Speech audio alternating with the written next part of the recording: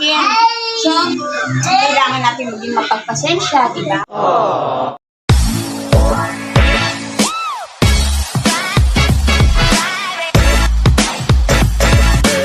Hello, Kabyans.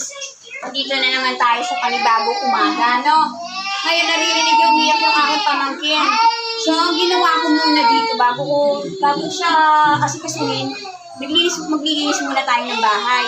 Kasi, maraming kalat. Alam mo naman dito, weekly, kailangan ka maglinis dahil yung mga talapakan nila, ilagi nila dito sa sahig, no? Ako, pwede ako kumapakasi ako sa kurasok ko naman yung ako. Pero, okay lang, napipito lang ako. Kailangan natin maging mapagpasensya, diba? Diba? So, stay tuned kami yan. Maglilinis muna ako ng bahay. And then, meron tayo magkwentuhan. So, watch out.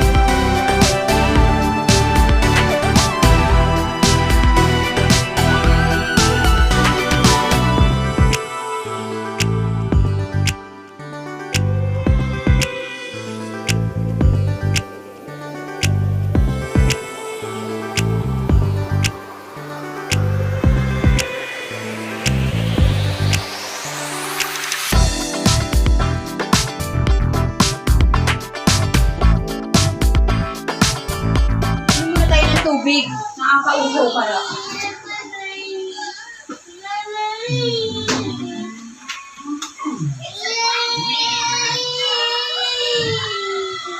Umiyak yung pamangkin ko.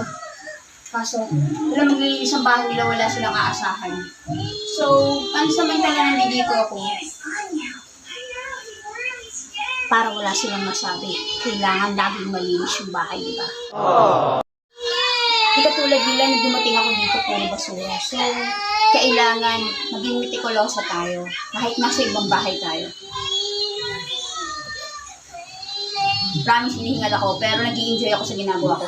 Ito yung pinaka-simple exercise sa ginagawa ko kapag ako ay nandilip. Mukhang may bago na naman, mukhang may Lazada na naman. Teka lang sandali lang sisilipin lang natin.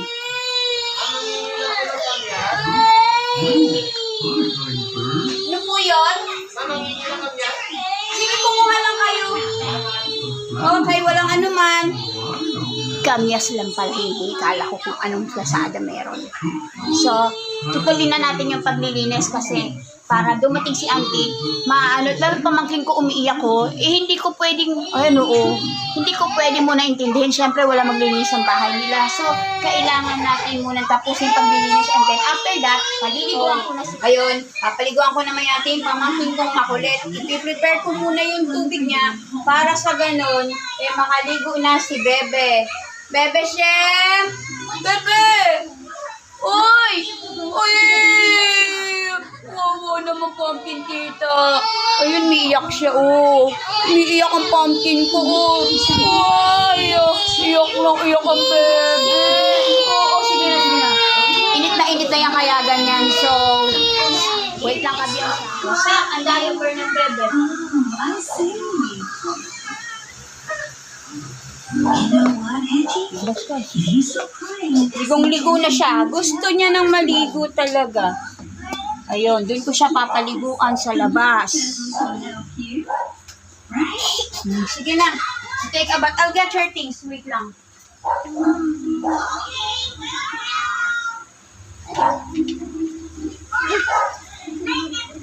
Dali na, go back there. Come on. Ligo na ang bebeng makulit. Kita ang utsoy ng bebeng mabait. Come here.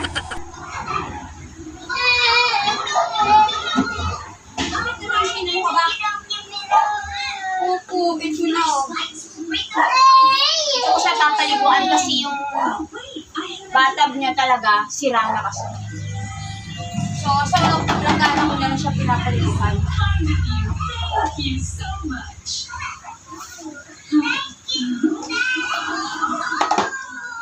Hindi na yan, bebe na nga. May water interruption na naman ba? Hindi na naman yung water natin. Every morning na lang ba? Can't we drink water without water interruption? Wait, just wait. Shut up.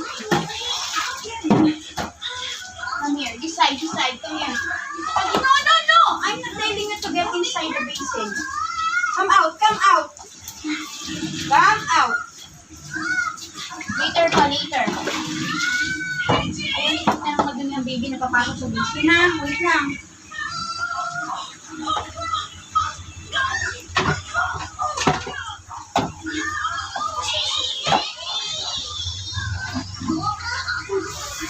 Lalaro na naman ang tubig ang bata. Addict sa tubig.